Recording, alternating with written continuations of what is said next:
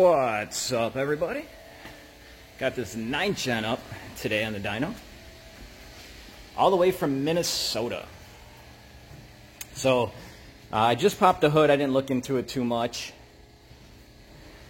Looks like these guys stayed at a local hotel. That's pretty cool. It's always it's always good to see people come from a distance. It touches me in my heart. It does mean a lot to me. So it's kind of cool where they're from. Supposedly now, I don't know the full background of the story. It was tuned locally where they're from. He had some boost leaks, and now it's here. When I first popped the hood, I saw some initial things doing my once over. Map sensor is just chilling. Kind of surprised that he got there. He got here this far. So I see some vacuums. Gonna go over those. Creative battery tie down. It's kind of cool. Gonna go over some basic little stuff here. He's got the crankcase still hooked up. We're gonna disconnect that just so we don't boost into the bottom end. I know he has an electronic boost controller. He said it's all hooked up. I see he's got a manual boost controller over here too. So we'll see what's going on there. We're gonna do a boost leak test. He did ask to do that beforehand, so we'll disconnect this filter. We'll hook up our leak down tester. See if we got any leaks. We'll put a little screw into this guy, seal that up, and then we'll load it on the dyno and see what we can do. So what's up for the day? Hopefully everyone's having a good week. Hopefully you're not going crazy, stuck inside, or if you're working, you're essential. We've been super busy. That's why the videos aren't coming in full force like that. Haven't had time to. But we'll see what this one does. So we got our boost leak tester hooked up to the intake pipe, and we fed it some air. And I guess you could say our second problem, or whatever you want to call it, besides the map sensor needing a bolt, is the map sensor. Look at, not bolted in. So I'm gonna have to fix that to do the boost leak test. It does state too in Hondata that you shouldn't disable that unless the vehicle doesn't have it. The intake temp sensor goes through that too, or you can run the intake air temp sensor through that too. He has a bolt there, so I know he's not running a separate intake air. But I'm gonna get some bolts in there, get that sealed up. Hopefully I have some bolts here for that, and keep going with the boost leak tester. And I can see some axle grease on his firewall as I'm shining the light down there, so we will continue. Okay, so the bottom bolt's loose because they used the wrong bolt. It's gonna is what it is right now. It is sealing up. Its map sensor is actually on backwards, and I believe it was on backwards because they couldn't get this to reach, which if you just pull the wire a little bit out from here, it will reach. So we got our next leak, which is actually going to be that bolt. I'm going to go get a spray bottle so you guys can actually maybe see it bubble up, and we're going to continue on. Yeah. Okay, I got my spray bottle. Now I'm going to try to do this with one hand.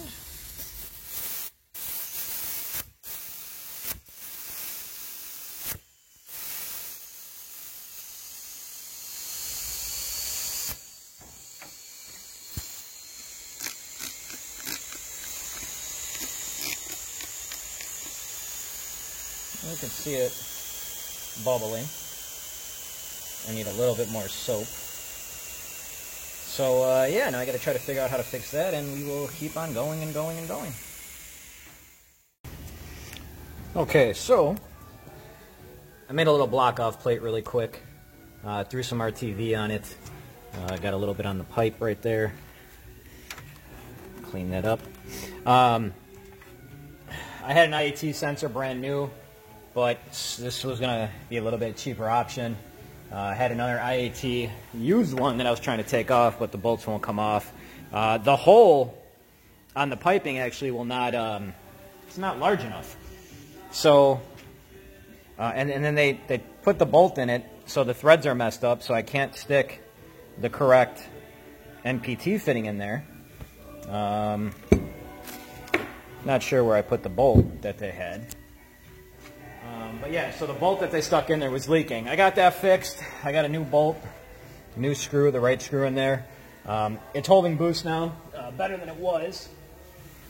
We still got a couple leaks. Biggest thing we're fighting right now too is they have to leave tonight, and they're in Minnesota, so there's no keeping this car here.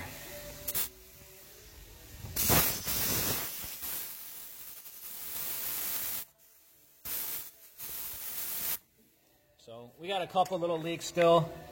You can see that little bubbling. I mean, we can be here all day trying to fix all the tiny little stuff. But like I said, time is not in our favor in this one. So I'm going to load it up on the dyno, see what it wants to do.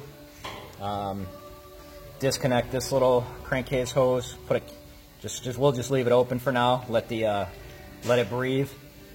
If you had a catch can, that's where it would go right there. So we don't want to be boosting into the bottom of the block in the crankcase. That's never good. So we'll load it on up.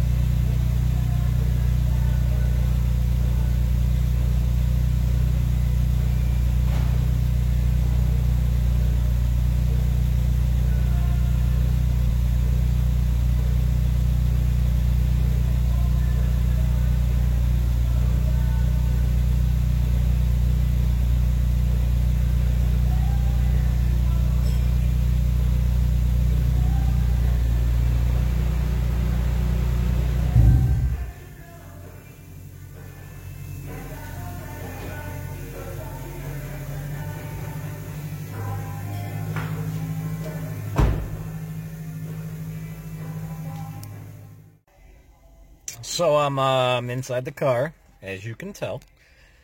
Probably about halfway done with the tuner, so I would say. Things are going good. Besides, it sounds like, feels like the clutch is not adjusted correctly. I'm not sure who did the clutch. Definitely doesn't seem like it's adjusted correctly. We're fighting on time, you know, as I said before. It also sounds like he's got a wheel bearing issue. So, you know, you got normal dyno noise, and then you got not so normal dyno noise, and definitely not normal. Tires don't seem like they're rubbing on fenders. You know, I've seen that on occasion. So monitoring that. We're making good power. I'll keep it at that right now. We'll see what we get at the very end here. He's hoping for 400. We were supposed to set up, I'm supposed to set up the boost by gear, the electronic boost by gear. I don't know if we're going to have time. It's hooked up, he said, but it also needs to be hooked up over there, and then I need to dial it in. Once again, we're fighting time. Besides that, I did hop in the car, and I did notice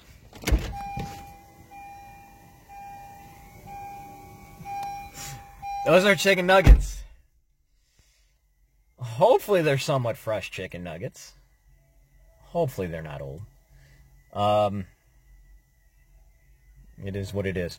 We are asking people during this time, though, if we do have to get in your car, please kind of clean it out. You know, this guy did travel. He said he drove 5 or 6 hours away. We get that. We understand. But I'm getting paid to dyno and fix the boost leaks. I don't want to clean the car out. Same with the guys in the back, the mechanics. They don't want to clean the car out. So just a little public service announcement. So I'm going to get cracking on this a little bit more, get some videos outside, dial in partial throttle a little bit more, mess around with, see where it wants to have VTEC set, and I'll update the videos in between, and I'll tie it all in. Hopefully you guys are enjoying.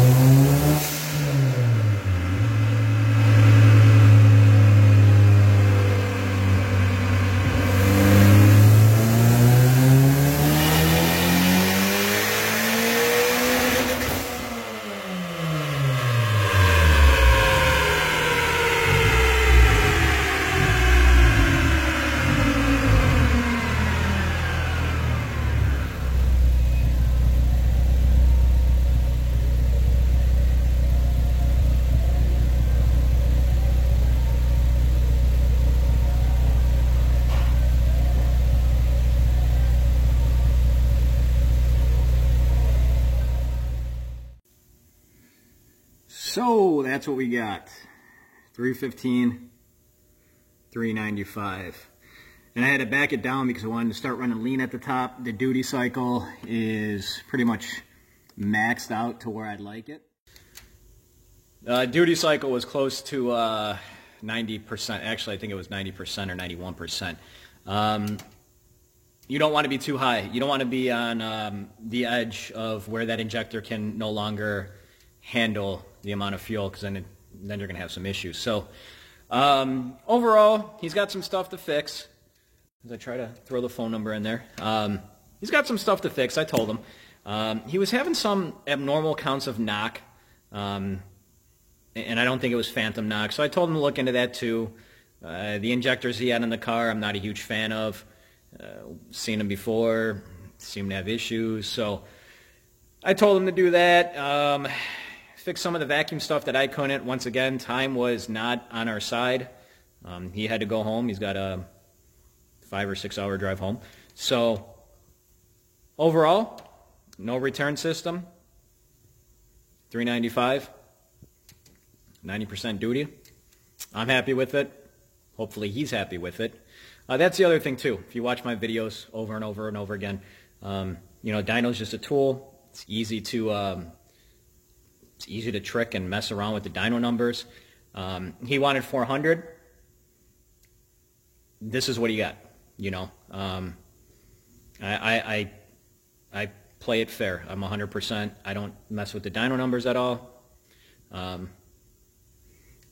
think if I did, it would be a little bit over 400, but 395 is where it's at. The other thing too to look into, whenever you see if you ever see a setup online, and you know, let's say the car, there's in between. Let's say the car, you know, okay, that seems like it's definitely a high reading dyno. The easiest thing too to look at is just your overall setup. Knowing what the stock fuel system can handle on that car. If I were to post dyno numbers well over 500 with, you know, no return setup, a little bit iffy there. So, you know, I don't post numbers like that. I don't advertise numbers like that. You know, as I tell my customers, my work speaks for itself, and that's what I want you coming in here. I don't want to lie about dyno numbers. Like I said, ultimately you're going to find out. Supposedly this thing made 375 horsepower on the other dyno before it got here. Told the customer there's no possible way it made that kind of power.